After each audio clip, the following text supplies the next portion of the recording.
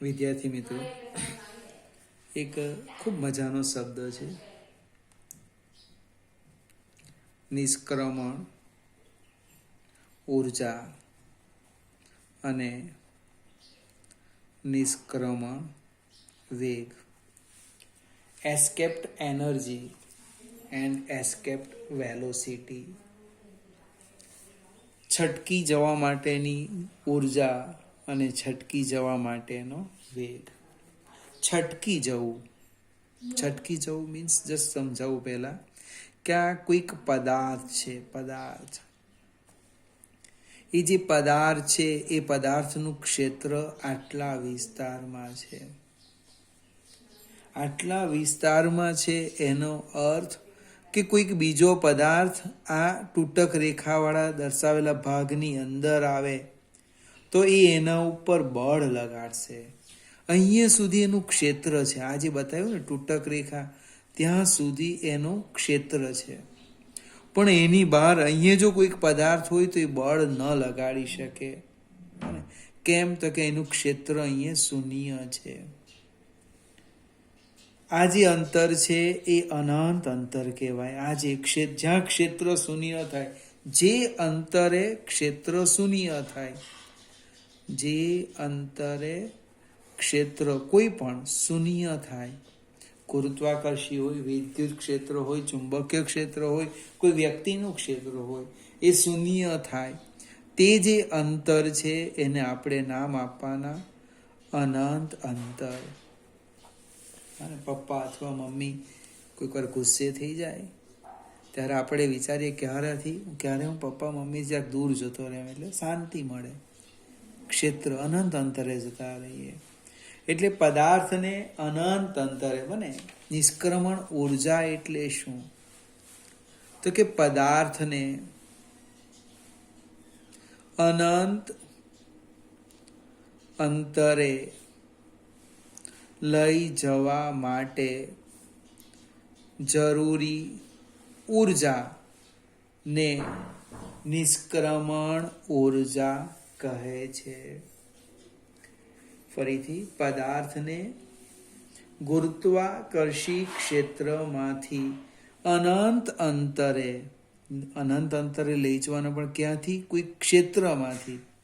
ગુરુત્વાકર્ષી ક્ષેત્રમાંથી અનંત અંતરે લઈ જવા માટે જરૂરી ઉર્જાને નિષ્ક્રમણ ઉર્જા કહે છે. અને તે માટે જરૂરી વેગને, હવે લઈ જવું એટલે એને ગતિ ઉર્જાના સ્વરૂપમાં જ ઉર્જા આપવાના. આ જે નિષ્ક્રમણ ઉર્જા છે એને કયા સ્વરૂપમાં આપવાના? ગતિ ઉર્જા સ્વરૂપમાં. અને જો ગતિ ઉર્જા સ્વરૂપે આપવું હોય તેને ફેંકવો પડે, એને વેગ આપવો પડે. એ જે વેગ છે તે વેગનું નામ છે નિષ્ક્રમણ વેગ. અને એસ્કેપ સ્પીડ, એસ્કેપ વેલોસિટી. હવે આપણે મેઇન પોઈન્ટ્સ પર આવી ગયા. પૃથ્વીના કેન્દ્રથી r અંતરે m દળનો પદાર્થ છે. પૃથ્વીના કેન્દ્રથી r અંતરે m દળનો પદાર્થ છે.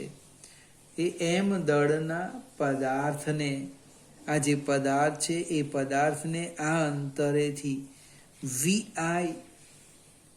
વેગથી, vi ઝડપથી ફેંકવામાં આવે છે. ફરીથી આખું વાક્ય લખી દઈએ.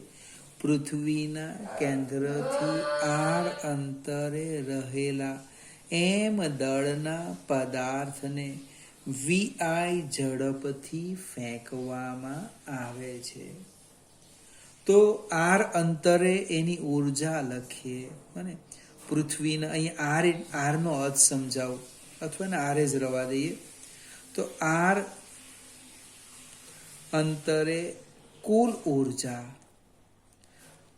r અંતરે કુલ ઉર્જા ER બરાબર એની ગતિ ઉર્જા વત્તા એની સ્થિતિ ઉર્જા. ભાઈ ગતિ ઉર્જા કેટલી? તો કે 1/2 m vi square 1/2 m vi square. સ્થિતિ ઉર્જા જે આના આગલા વિડીયોમાં સમજાયું, g m/r.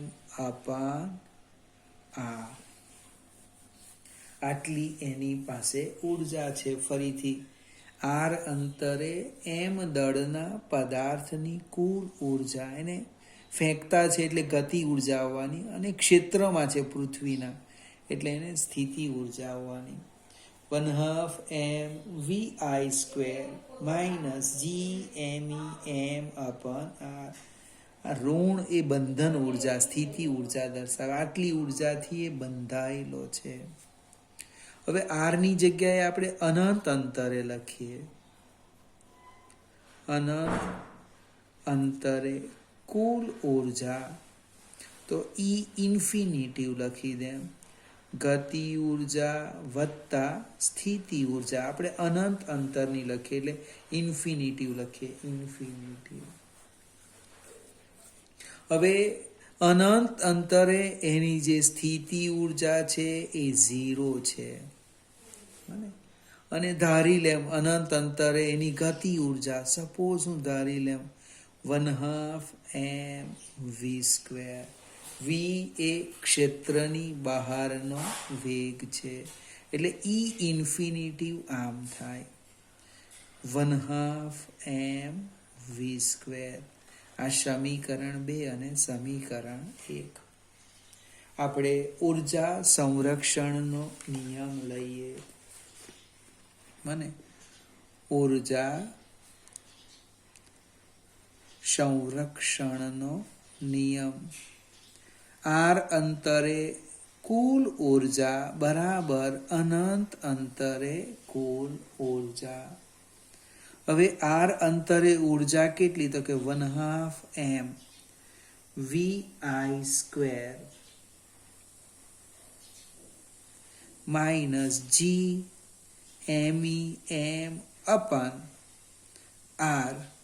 Equal to 1/2 m v square.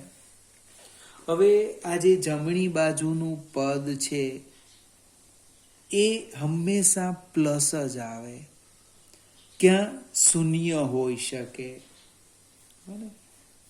એ કદી ઋણ આવવાનું નથી. શૂન્ય હોય ક્યાં પ્લસ હોય. એનો અર્થ એવો થાય કે 1/2 m vi square minus g/m/r is greater or equal to 0. આ પદ આના જેટલું આ પદ આના કરતા નાનું હોવું જોઈએ, તો જ આ શરતનું પાલન થાય. જો આ પદ આના કરતા નાનું બને તો એ કદી ક્ષેત્રની બહાર નહીં જાય, ફરીથી પૃથ્વીની સપાટી પર આવી જાય. તો આપણે લઘુત્તમ નિષ્ક્રમણ વેગ આ બંનેને સરખા કરી દઈએ. મને લઘુત્તમ નિષ્ક્રમણ વેગ લખું છું. લઘુત્તમ વેગ vi મિનિમમ, ત્યારે શું થશે? આ 0 થશે. એટલે કે 1/2 m vi minimum square minus g/m/r equal to 0. આના કરતાં વધારે વેગથી ફેંકો તો પણ કંઈ વાંધો નહીં, ક્ષેત્રની બહાર એને v વેગ પ્રાપ્ત થશે. પણ આપણો તો હેતુ માત્ર ક્ષેત્રની બહાર મોકલવાનો છે. બહાર જતો રહે પછી ત્યાં સ્થિર રહે, ગતિ કરે ન કરે અલગ વસ્તુ છે. એટલે એટલી માપની જ ઉર્જા આપણે આપવાની. આને હું સામે લઈ જાઉં. 1/2 m vi સ્ક્વેર, અહીંયા મિનિમમ લખવાનું, યાદ રાખવાનું, બરાબર g/m/r. જો આ એક m નીકળી જાય છે, 2 ને સામે લઈ જાઉં. vi સ્ક્વેર મિનિમમ બરાબર ટ્વાઇસ GME અપાન R. VI લખો, VI મિનિમમ લઘુત્તમ નિષ્ક્રમણ વેગ, અને ટ્વાઇસ GME અપાન R વર્ગમૂળમાં ટ્વાઇસ GME અપાન R. હવે ચોપડીમાં સ્મોલ r ની જગ્યાએ લખ્યું છે એકદમ સાચું છે RE plus H. RE plus H. હવે મૂકી દઈએ કિંમત. જો VI મિનિમમ બરાબર root twice GME upon RE plus H લખી શકાય. જો H ઇક્વલ ટુ 0 લેમ એટલે પૃથ્વીની સપાટી પર કેટલા થાય? H equal to 0. તો નિષ્ક્રમણ ઝડપ આવવાની. જો મિનિમમ કેટલી આવવાની? Root twice GME by RE. પૃથ્વીની સપાટી પર નિષ્ક્રમણ ઝડપ આવી root twice GME upon RE. એક બહુ અગત્યની વસ્તુ તમે જો, ફરીથી આ પૃથ્વીનું દળ છે, અક્ષર જરા મારા બરાબર નથી એટલે તકલીફ પડે. નિષ્ક્રમણ ઝડપ એ પદાર્થના દળ પર આધાર રાખતી નથી. એ 1 કિલોગ્રામનો પદાર્થ છે કે 100 કિલોગ્રામનો પદાર્થ છે, નિષ્ક્રમણ ઝડપ સરખી જ મળે છે. તમે આને આ રીતે પણ લખી શકો છો. અને નિષ્ક્રમણ ઝડપ આઈની જગ્યાએ એસ્કેપનો ઈ લખતા હતા, આપણી બુકમાં આઈ લખ્યું છે, કઈ વાંધો નહીં. Root twice GME upon RE square into RE. એક RE તો નીકળી જાય, પણ GME અપન RE સ્ક્વેર એટલે કે ગુરુત્વ પ્રવેગ GE. પૃથ્વીની સપાટી પર ગુરુત્વ પ્રવેગ, એનો અર્થ પૃથ્વીની સપાટી પર નિષ્ક્રમણ ઝડપ કેટલી? તો કે ટ્વાઇસ GRE. આપણે બધી જ કિંમત મૂકી દઈએ તો લગભગ પૃથ્વીની સપાટી પર આવે છે નિષ્ક્રમણ ઝડપ 11.2 કિલોમીટર પર સેકન્ડ. પદાર્થને આપણે એવી રીતે ફેંકીએ કે પદાર્થની ઝડપ એટલે 1 સેકન્ડમાં 11.2 કિલોમીટર અંતર કાપે, તો એ પદાર્થ હંમેશના માટે પૃથ્વીના ક્ષેત્રની બહાર નીકળી જાય છે. અને આ કિંમત તમારે યાદ રાખવાની છે, એસ્કેપ્ડ એનર્જી. અને કેટલીક વાર લખશે કે એને 2 ગણી 3 ગણી નિષ્ક્રમણ ઝડપે ફેંકવામાં આવે તો ક્ષેત્રની બહાર એની ઝડપ કેટલી? બસ ત્યારે આ સૂત્ર લઈ લેવાનું બેઠું. આજ મને પૃથ્વીની સપાટી પર ઉર્જા બરાબર અનંત અંતરે ઉર્જા. એક વસ્તુ યાદ રાખવાનું, અનંત અંતરે સ્થિતિ ઉર્જા નહીં આવે, અને ક્ષેત્રમાં શું આવે? સ્થિતિ ઉર્જા આવે. 3 માર્ક્સ અને ઓબ્જેક્ટિવ હશે 1 અથવા 4 માર્ક્સ પ્રાપ્ત થશે. ફરીથી આપણે આગળ જઈએ. નિષ્ક્રમણ ઝડપ એ પદાર્થના દળ પર આધાર રાખતી નથી. હવે ચંદ્રની સપાટી પર એમ કે નિષ્ક્રમણ જે ઝડપ છે ચંદ્રની સપાટી પર આય એ લગભગ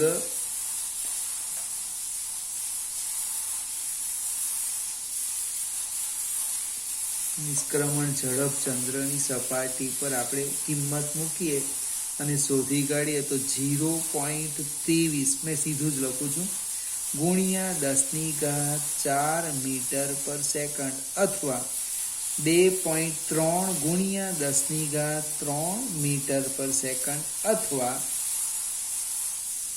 2.3 કિલોમીટર પર સેકન્ડ, પૃથ્વી પર 11.2 કિલોમીટર પર સેકન્ડ અને ચંદ્ર પર, આપણે ચંદ્રની વાત કરીએ, 2.3 કિલોમીટર પર સેકન્ડ છે. હવે પરિસ્થિતિ શું થાય કે ચંદ્રની સપાટી પર જે વાતાવરણના કણો છે, આ બધા કણો, એ કણોને સૂર્યની ગરમીને કારણે મને આટલી ઉર્જા તો એને સરળતાથી પ્રાપ્ત થઈ જાય. ટૂંકમાં એ તાપમાન વધવાને કારણે એને નિષ્ક્રમણ ઉર્જા પ્રાપ્ત થવાની, એટલે આટલો વેગ પ્રાપ્ત કરવાને કારણે એ ચંદ્રની સપાટીને છોડી જાય છે. આપણે એક વાક્ય લખીએ, ચંદ્રની સપાટી પર વાતાવરણ નથી. કેમ નથી? તો કે ત્યાં નિષ્ક્રમણ ઝડપ ખૂબ ઓછી છે. સામાન્ય તાપમાને પણ એટલી એ ઝડપ પ્રાપ્ત કરે માટે હંમેશા ચંદ્રને છોડી જાય છે.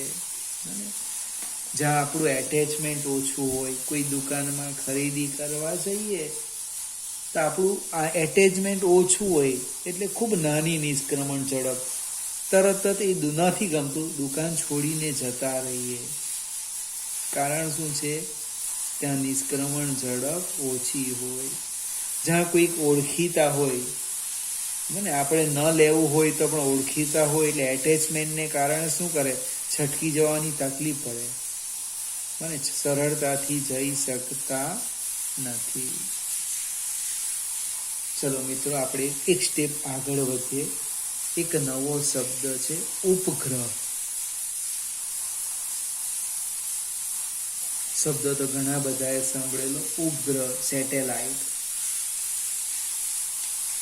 પ્રશ્ન એ છે, ઉપગ્રહ કોને કહેવાય? તો કોમન ચર્ચા કરીએ. આપણા બી ઉપગ્રહ આવે. કોઈ પણ ગ્રહની આસપાસ, કોઈ પણ ગ્રહની આસપાસ, ધારો કે આ કોઈ ગ્રહ છે, કયો તો કે એક્સ ગ્રહ, એની આસપાસ ભ્રમણ કરતા પદાર્થોને તે ગ્રહના ઉપગ્રહ કહે છે.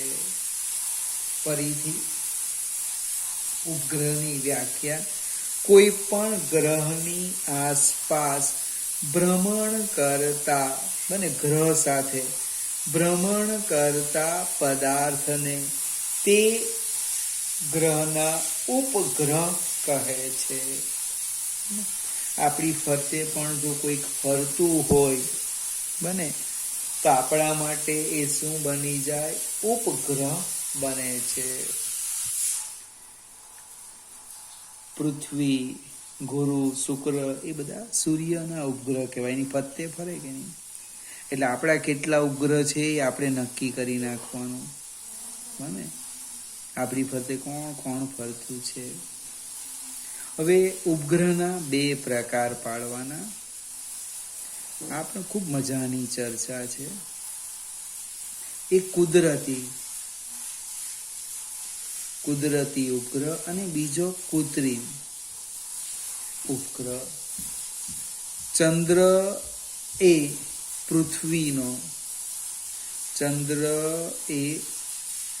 પૃથ્વીનો કેવો કહેવાય? કુદરતી ઉપગ્રહ છે.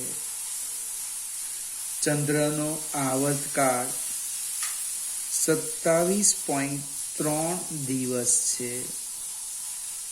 એટલે સૂર્યની ફરતે જે ભ્રમણ કરે એ ભ્રમણમાં 27.3 દિવસે એક ભ્રમણ પૂર્ણ કરે.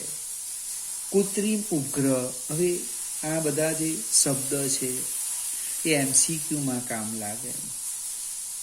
કૃત્રિમ ઉપગ્રહ એટલે માનવ નિર્મિત, માનવ દ્વારા બનાવવામાં આવેલો ઉપગ્રહ. સૌથી પહેલા 1957માં રશિયાએ ઉપગ્રહ મૂકેલો, એનું નામ છે સ્પુટનિક ઉપગ્રહ. ત્યાર પછી તો અવકાશમાં ઘણા બધા કૃત્રિમ ઉપગ્રહો મૂકવામાં આવ્યા છે. અને ફરીથી સૌથી પહેલો કૃત્રિમ ઉપગ્રહ સ્પુટનિક હમણે રશિયાએ જે પોતાની કોરોના રસીની શોધ કરીને બનાવે છે એનું નામ પણ આ ઉપગ્રહ પર આધારિત આપેલું છે. એનું દળ લગભગ 60 કિલોગ્રામ જેટલું હતું. કુદરતી અને કૃત્રિમ ઉપગ્રહ. ભારતે કયા કયા ઉપગ્રહ મૂકેલા? તો શ્રેણી છે, આર્યભટ્ટ શ્રેણી, ઇનસેટ શ્રેણી, બને એ બધા ઉપગ્રહો અવકાશમાં તરતા મૂકેલા છે. એ ઉપગ્રહનો ઉપયોગ સંદેશા વ્યવહાર માટે થાય, હવામાનની માહિતી મેળવવા માટે થાય. આ થોડા ચોપડીમાં જોઈ લેજો. હવે આપણે ઉપગ્રહના કક્ષીય વેગની વાત કરીએ. એક નાની સરખી થિયરી. કક્ષીય વેગ બને એની કક્ષામાં ભ્રમણ કરે તે સમયનો એનો વેગ, કક્ષીય વેગ. હવે આ આપણે પૃથ્વી લઈએ, સમજવા પ્રયત્ન કરવાનો છે. આ આપણી પૃથ્વી, આ કેન્દ્ર. હવે એક એમ દળનો ઉપગ્રહ આ રીતે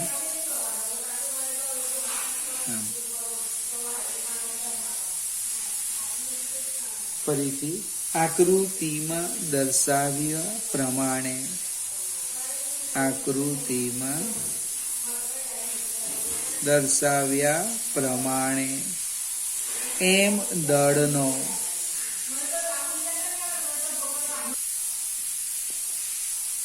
દર્શાવ્યા પ્રમાણે એમ દળનો ઉપગ્રહ આર કક્ષાની ત્રિજ્યામાં ભ્રમણ કરે છે. હવે એ ભ્રમણ કરે, ગોળ ગોળ ફરે, એનો અર્થ એક ઉદ્ભવે કે એને કેન્દ્રગામી બળ કોણ પૂરું પાડે? તો કે કેન્દ્રગામી બળ કોણ પૂરું પાડે? પૃથ્વીનું ગુરુત્વાકર્ષી બળ પૂરું પાડે. કેન્દ્રગામી બળ કેટલું? તો કે mv²/r. આ મેં તમને લગભગ 4થા કે 5મા ચેપ્ટરમાં શીખવેલું છે. કેન્દ્રગામી બળ mv²/r બરાબર Gmem/r². આર લખાઈ જાય તો સ્થિતિ ઉર્જા થાય. યાદ રાખવાનું, સ્થિતિ ઉર્જામાં ઘાત 1 આવે અને બળમાં 2 છે. હવે અહીંયાથી એમ અને એમ નીકળી જાય છે અને અહીં આપણે V0 ઓર્બિટનો O લખીએ, ઓર્બિટનો O. એક આર પણ નીકળી જાય એટલે કક્ષીય વેગનો વર્ગ બરાબર Gme/r. એટલે કક્ષીય વેગ આવી ગયો √Gme/r.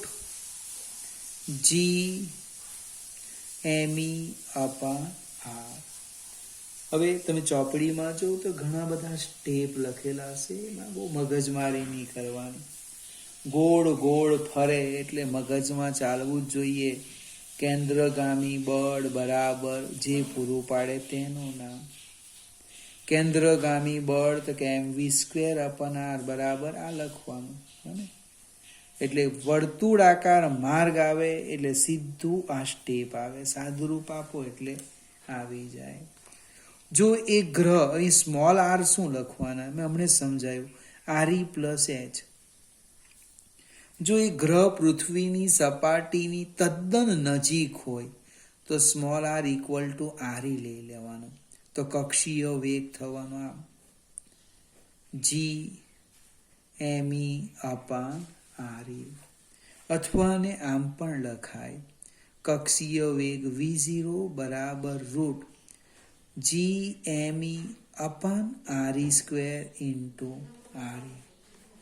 એટલે આ તો સ્મોલ g થશે એટલે કક્ષીય વેગ આવી ગયો છે. કક્ષીય વેગ V0 બરાબર G. ફરીથી વિદ્યાર્થી મિત્રો, નિષ્ક્રમણ ઝડપ જોઈ એમાં અગાડી 2 આવતા હતા, ટ્વાઇસ GRE અને કક્ષીય વેગ GRE. કક્ષીય વેગ અને નિષ્ક્રમણ વેગ બંને જ એ પદાર્થના દળ પર આધાર રાખતા નથી. આપણે એક સ્ટેપ આગળ જઈએ. કક્ષીય ઝડપ શોધી કાઢી. V0 બરાબર રૂટ g_m_e/r. હવે આપણે ગ્રહોની ગતિ માટે કેપ્લરનો ત્રીજો નિયમ જોઈએ. જો કક્ષીય વેગ V0 એટલે r ઓમેગા. યાદ આવે ને, કોણીય ઝડપ અને રેખીય ઝડપ વચ્ચેનો સંબંધ. એને V0 બરાબર r ઓમેગા એટલે 2π/t. કોઈકને એમ થાય કે મને આ સૂત્ર નથી ગમતું, તો કઈ નહીં, આ લખી બતાવું. ઝડપ V0 બરાબર પરિઘ ભાગ્યા આવતકાળ t. ગ્રહ એક ભ્રમણ પૂર્ણ કરવા માટે કેટલો સમય લે? આવતકાળ જેટલો. ને એક ભ્રમણમાં કેટલું રેખીય અંતર કાપે? પરિઘ. જોજો આવી ગયું પરિઘ. 2πr/t. આ કિંમત આમાં મૂકી દઈએ. શું થાય? 2πr/t. આ સમીકરણ 1 છે. તો રૂટ g_m_e/r. આનો વર્ગ કરો. વર્ગ 4π² r² બરાબર g_m_e/r. વર્ગ કરે એટલે વર્ગમૂળ નીકળી ગયું. t², આ t² ને સામે લઈ જાજો. 4π²/g_m_e. આ r² છે જ, અને આ r સામે ગયો, ઇન્ટુ r. આધાર સરખા, ગુણાકાર, ઘાતાંકનો સરવાળો. એટલે t² બરાબર 4π² g_m_e ઇન્ટુ r³. હવે તમે જો, આ બધી જ વસ્તુ તો અચળ છે, અચળ, કોન્સ્ટન્ટ. એનો અર્થ t² ચલે છે r³. કક્ષીય આવર્તકાળનો વર્ગ એ અર્ધ દીર્ઘ અક્ષના ઘનના સમપ્રમાણમાં હોય છે. એટલે t² ચલે છે r³. ફરીથી મિત્રો એકની એક વાત કરું. r બરાબર લખાય re + h.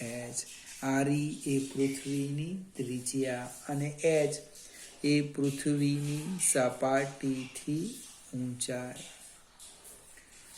એક સ્ટેપ આગળ જઈએ. અહીંયાથી લખું છું, જોજો બાજુમાં.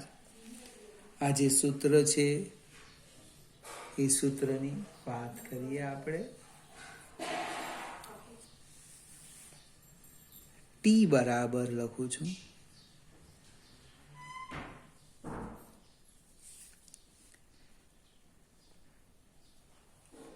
t બરાબર, અથવા તો આપણે લખી દઈએ, વર્ગ કરી દઈએ, 4πr². આનો વર્ગ કરું છું.